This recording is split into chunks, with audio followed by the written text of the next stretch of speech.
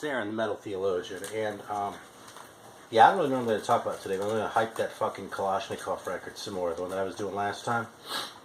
So, actually, I have a couple ideas. Fuck, I gotta find it though, because yeah, that thing is such a turd, and you all gotta like really take it in because it's just like remarkable in its turdness. Shit. Oh, I think it's over here. Yeah, there it is. Here we go. Look at this. Feast your eyes on this bad boy. There we go. Look at that. We're going to check this out again. This is such a fucking uniquely... I don't know. You know, I want to say like bad or atrocious or something like that. I mean, there are worse things. There are probably less tongue-in-cheek than this thing. I mean, this was, after all, a fake band and shit. Guaranteed. But... yeah, I kind of threw this on at the very end of the last video, and I feel like it's my job to hype shit. So, this one's shitty, so we're going to hype it. So, here we go. Listen to it again. Incidentally, speaking of hyping shit, you know, in the last video, I kind of hyped Soul Grinder kind of hard. If there's an ad on that video, it was actually CD Baby on behalf of Soul Grinder. The really funny aspect of that, I think, is that I was playing Dio at the beginning of it. And Dio was okay, but Soul Grinder, I get fucking, you know, I get a claim placed on it by the fucking company. The other thing that was disappointing is that it was CD Baby, and they were pretty cool about that thing in the past. Like, they'd do it, but if I said, hey, cut me a break, they just let it go. But apparently they're back to their, like, old ways, back when I used to be mad at them all the time. So, whatever, I don't care like I used to. At least I'm trying not to. Shit, I just fucking splashed shit on myself. Whatever, it's not on the records. Just like a drip. So, alright, so one other thing before I forget, actually. And that is...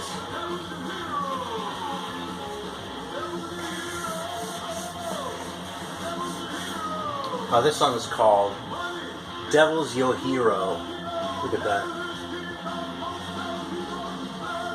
Or at least going to get through to Kill Your Neighbor, because that's probably my favorite song on here. Of course, the lyrics are idiotic. But, you know, that's nothing unique about these guys. So. Oh, look at that, I made it. Alright, so check it out. Here's the other thing I was going to ask. And that is that I'm thinking about, like, checking this out, especially now that Spencer's gone. I have all this extra time to kill. I don't spend a lot of time talking about video games in these streams, but I'm thinking about, or these videos, but I'm thinking about starting to play Dwarf Fortress. And I actually went ahead and, like, invested in this book. Now, this is like the most complicated game ever made. And so if anyone plays Dwarf Fortress, that's why I'm bringing this up. If anyone plays Dwarf Fortress, like, chime in the comments and, like, tell me or something if you would.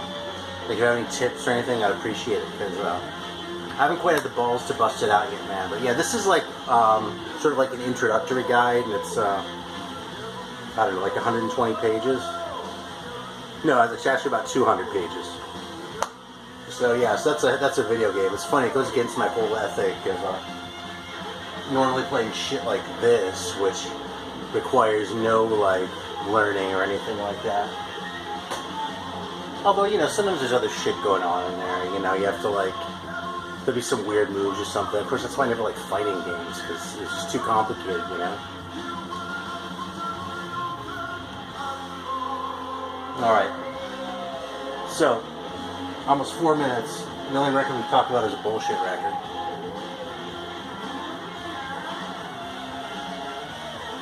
So, what else have I been listening to here? Obituary. Kind of just got my hands on this one, The End Complete. Yeah, man, I've been really into this. God damn it, man. There's fucking shit everywhere. Well, that's why I keep my records in plastic.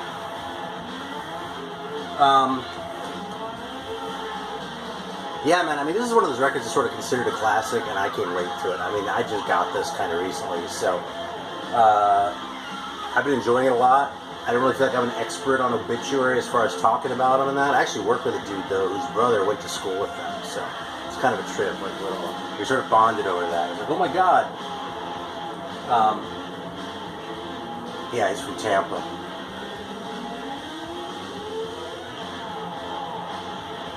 Yeah, I'm trying to think how to describe it. Oh, by the way, there are bonus tracks on this, which I disapprove of.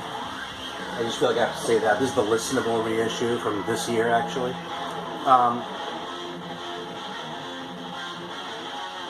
Yeah, I mean, I don't know. It's different. It's really kind of thrashy, but like it's sort of like I don't know. I guess sort of in the same vein as like Death, maybe. You know what I mean? Where it's like, I mean, it's not death metal, but it's not like super stylized, like, you know, like a Deicide or something like that. You know what I mean? Or fucking, I don't know. I mean, all I can think of is Hypocrisy, which is Swedish, so it's kind of different. But that's super stylized like that too. You know, this is kind of its own thing. I mean, if nothing else, because the singer is just so unusual. You know, it's sort of like yelpy like that, which is awesome. You know.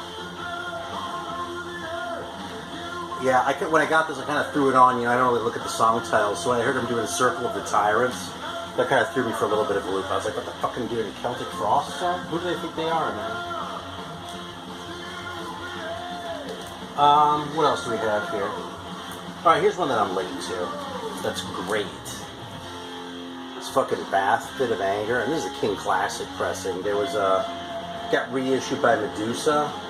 But King Classic, I kind of love anything on the King Classic label, if you can see that. Just because that was the dudes from, Monster and then Rockadrome back a long time ago. So yeah, they put out a few records, and most of them are great. This one, I don't know, I sort of snoozed on this one for a long time. I couldn't really tell you why, but I mean, the cover's kind of stupid, but I have records with dumber covers than that, so, you know. But this thing is fucking fantastic. It's like hard. It's almost thrash, I'd say.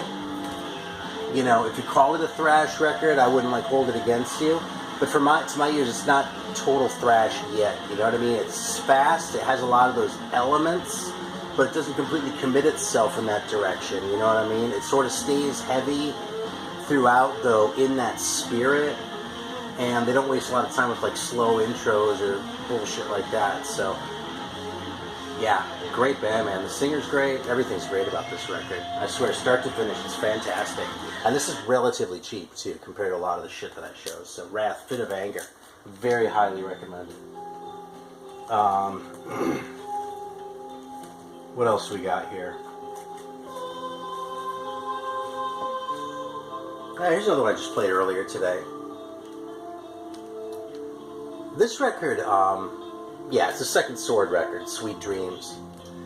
Somehow I've never been able to fully commit to this band. I kind of feel about this record the same way I feel about Metalized, where like listening to it, it's fully a metal record.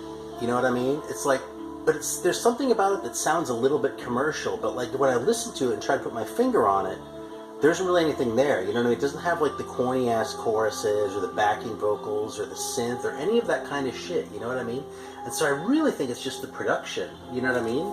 Which really, what that really means is that it's a good production job, but it's like so well produced that even though it doesn't actually sound overproduced in that way that you think of when you say something's overproduced, at least that when I say it, it still kind of takes just a little bit away from this. I don't know, man. It's like, from the song, from the performance standpoint, there's nothing not to like about this record.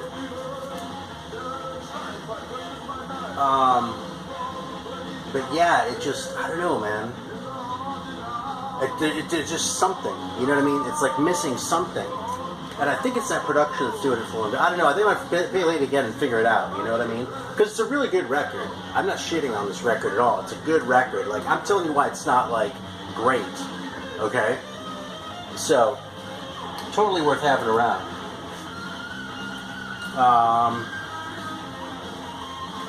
Let's see. Oh, shit, here's one. I've been playing this one a lot, man. Yeah, Pat from Ground Zero Salem sent me this, like, a while ago, probably a year ago already or something like that. And I put it on and I liked it, but I didn't really get my head around it. But I just came back to it, man. I've been playing this like almost every day. It's fucking fantastic. It's just, you know, it's kind of technical. It has all sorts of stuff going on, but it still really has that kind of singing vibe to it, which is surprising. I mean, Pariah is a lot of the same guys. They kind of went through some different permutations and that. And it maintains some of that vibe, but in a much more thrash context, you know? I wouldn't go as far as to say this sounds new wave of British heavy metal-ish, but I don't know, man. There's just sort of a certain carryover there that just works in a way that I frankly wouldn't expect it to if you told me about that. I would think, oh, that kind of sounds either like they don't have any new ideas, they should have just kept the old band, or I don't know, something.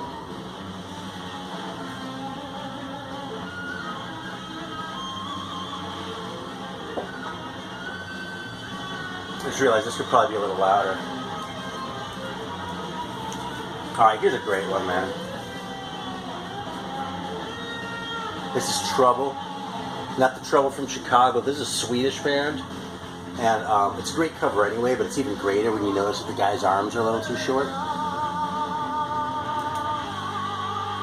So, oh, and the horse's legs are a little short too. Anyway, it's a really cool record. It's very Swedish sounding, like along the lines of the, you know, like the good Overdrive records. I'll get to that. Like Overdrive, or like, I don't know if Mercy is the best example. Gotham City kind of has it going though. The first Europe record, that sort of Swedishness that you hear in the 80s metal records, this thing totally has it. It kind of has some cornball moves to it. Like there's a song called Woman. Mr. Rock and Roll is a little corny, but fundamentally, man, it's just a good record, good songs. It's like 84-ish. And it's, I would say, probably slightly on the primitive side. Well, 83 to 84 is that's when they recorded it. And I suppose that's about what it sounds like. It sounds a little bit primitive compared to a lot of this other shit that I've been listening to that's like 86, 87, 88, 89, you know what I mean? But it's just a fun record, man. It's good. And not very easy to find, unfortunately. Oh yeah, there's harmonica on one song. That threw me a little bit. I was like, I played a fucking harmonica, but even that works, you know? The pieces just come together on this record, you know? So I can't say this is the greatest thing ever, but it's really just easy to listen to. Just enjoyable, you know? So hyping that one a little bit. So, yeah, I recently checked this out. Now, this is the reissue of the first Overdrive EP with some other shit. Like, because they did this, I don't know, either 4 or 5 tracker. I think it's just side 1 and they're 5 tracks. So, this is kind of before they got that, like, the other records, Metal Attack, and even more than that, Swords and Axes, has a really sort of epic, like, Swedish feel. That's kind of what I was trying to compare the Trouble record to a minute ago. This one sounds Swedish too, but it's funny because this one has some glam moves going on that just sound uncharacteristic, although it's funny, they shout out Merciful Fate. These guys do not sound like Merciful Fate at this point. You know something? They kind of sound like that picture. Like, that's what they're going for, but like they don't look like they're quite closing the deal. And that's kind of how this record is. It's really not bad at all. It's probably comparable to like the first Rat EP or something like that. You know what I mean? It's on the glammy side, but it's still hard. You know what I mean? It's not all like wimpy. It's not like, you know, a Poison record or something like that. So, it's good. It doesn't scratch the itch that Gotham City scratches, but this Devastation record, Idolatry, I'll tell you what, this scratches. It scratches the Possessed itch. Great fucking record. And, yeah, this is a reissue, but the original was like 90 or 91, I want to say. I think this is their 3rd record. The band, I don't know much about the band, although their first record, if I'm not mistaken, was on the same label as the first Watchtower record. So, anyway though, I don't know how old this reissue is, but this was pretty easy to find. I think I found this on Amazon. So, yeah. Has a die-cut cover, which kind of sucks, actually. But, yeah, I'll just show it off. Fuck it. This is why it sucks. See that shit? It's because it, like, wants to catch on that. That's why I don't like that. You know? I'm not opposed to die-cut covers, but here's the other thing, is this wants to catch. You see that? But this record is awesome. I was blown away by how good this was. You know, I mean, it really reminds me a lot of Seven Churches, Possessed, you know? I mean, it has its own songs, you know what I mean? It doesn't feel like they're borrowing riffs and shit like that. But as far as the sound, which is like that really aggressive thrash sound that sort of led into the death without being the death itself, And the vocal style too, man. This guy sounds a lot like Jeff Becerra, or Becerra, I think it is. Anyway, awesome record, man. Devastation.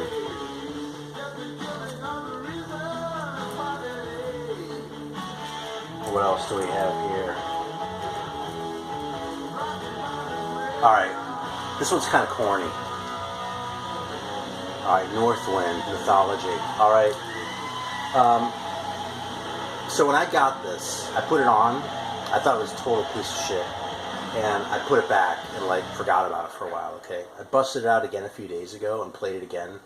And I went, this is actually fucking great. Okay, it's corny.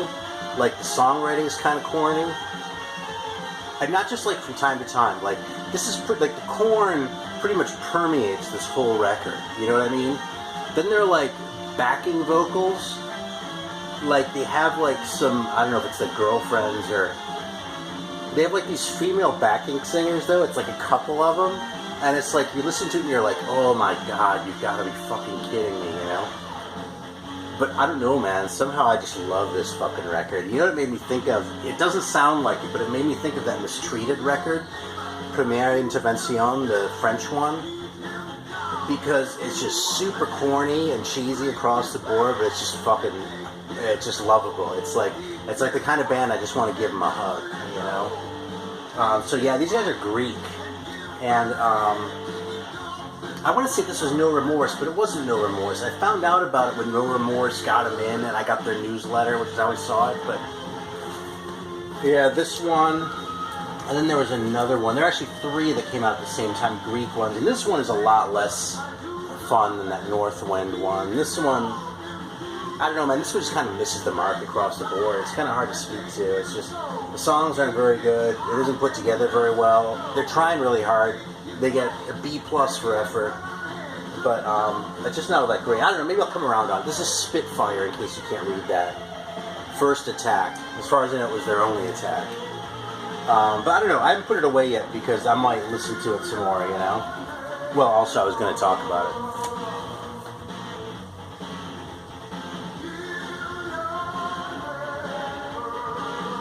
it. Kill your neighbor. So fucking ridiculous, this.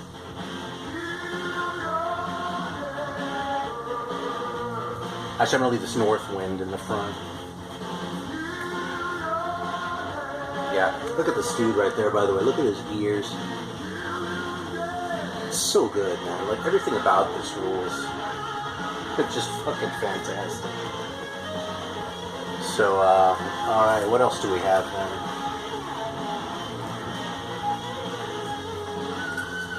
I almost feel guilty showing this one. I'm afraid Scott Waters is going to watch this. Scott, turn your head for a sec. I lucked into this cheap, though, I swear. This record's great. I think I probably like the first Believer more, but it's close. It's really fantastic. These guys do this sort of like, they put this like classical shit on the second side, like with, you know, a little bit of orchestra and a soprano, and I'm kind of not crazy about that Dies Irae, but the metal on this, man, I'm telling you, man, if you think all Jesus metal is shit, listen to A Little Believer, because this shit is good. And I'll be honest, man, it took me a while to get past that name. And then the cover of the first one, too, is so lousy. But this is great. Yeah, so this record's kind of rough as far as the condition goes, but I lucked into this for a fraction of what, you know, good ones go for, so. It's even signed by, like, 2 of them or something, but it's all, like, worn off and shit, so. Awesome record. Alright, Scott, you can look again now. Alright.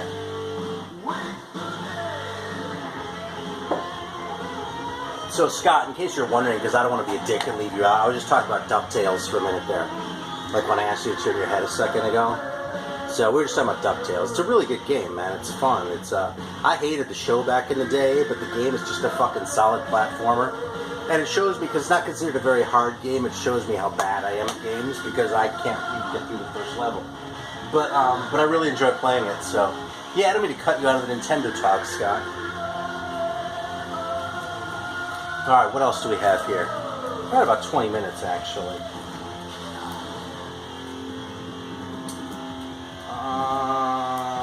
Let's see. Okay, here's one. I should have shown this last time. I've been playing this record, okay? And it's Greeno that put me back onto this shit, okay? Now, yeah, I mean, I just got that one, I don't know, a few months ago maybe now. Something like that. But, I don't know, I liked this record for about 5 minutes when it came out, and then the fucking singer got to me, and I thought it was ridiculous, and I kind of got down on Helloween, generally. And then later on, like, I don't know, in the 2000s, I kind of rediscovered the early stuff with Kai Hansen, and, but I still couldn't deal with these Mikhail Kiske records. I'm looking for the Northwind record, and I forgot what I was looking for, so here we go. Because this is just such a great piece of cheese. Except this isn't like stupid cheese like Kalashnikov. This is like epic cheese. This is just like fucking massive, this record. I'm telling you, it's like Mistreated out of France. You know, if everything has to be thrash and like serious metal. Well, I don't know, man. Here's the thing, though. This isn't like party metal, you know? That's why it's great. It's just corny. We'll see.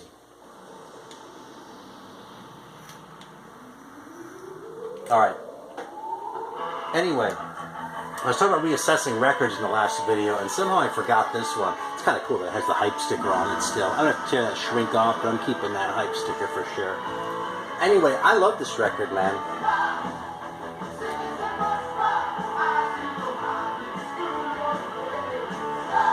It's a fucking major key, man. How's that for cheese? I don't know, man. This record, you know, it's the same record as the one that I was down on for so long. I don't know, maybe I'm just hearing more depth in it than I did before. You know, Future World definitely still sounds like a designated hit single, but Halloween right after it I can totally hang with, you know? I mean, I can tell you another thing that turned me off, too, is a lot of this fucking pumpkin shit, you know? Like, oh, this fucking baloney, this fucking comics and shit. Anthrax turned me off for the same thing, you know? When I was, like, little and into the shit, I liked that stuff, you know? But when I got older, I was like, no, I meant it serious. It's probably kind of ironic, but anyway, I've been all over this fucking record. So, this one's backing book is really high one. It sounds like a Rocky Horror Picture Show.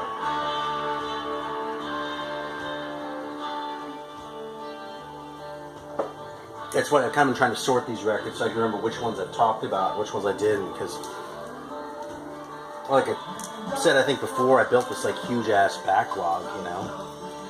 Here, I gotta talk about this one then too, because it's already over in that stack. This is a Brazilian one, and most of the Brazilian ones that I've heard have been thrash or in that direction. This is a lot more, like a straight ahead metal record, you know. But it's really good. I mean, it's really not first rate. In fact, it kind of looks better than it is. Like that cover just says "Buy Me" all over it, right? Alta Tensa, or however you pronounce that. Portal do Inferno. I don't know how to pronounce Portuguese. But, you know, actually I think it's funny that there's this band, and then there's a band called High Tension with an English name, right? But look, Sacrifice, Jackal, Thanatos, Judas Iscariot, it's fucking titles. It's not as tough as they make themselves look, though. There's also a recent reissue, actually. This is since 72 labels done some Brazilian shit, which is kind of weird because there's another label called Since 72 that did noise tapes that a friend of mine ran. Like, they've kind of been defunct for probably 10 years now, but there's some good shit. Oh yeah, look at the dudes with the mustaches. Actually, the one guy has a beard, but the dude with the fucking mustache has an axe. Like, that's who you want in your band right there, you know? He's even making a funny face. But these guys look like such dorks, just like a metal band should, man. I tip my hat. Good shit.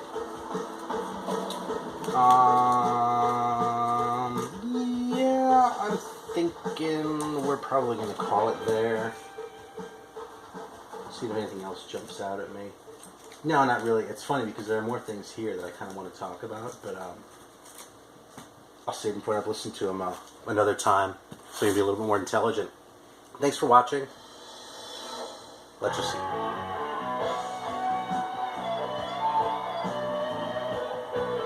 So good, man. This is fucking Northwind. I'll bet you won't find an original Greek one, but if you do, it probably won't be expensive.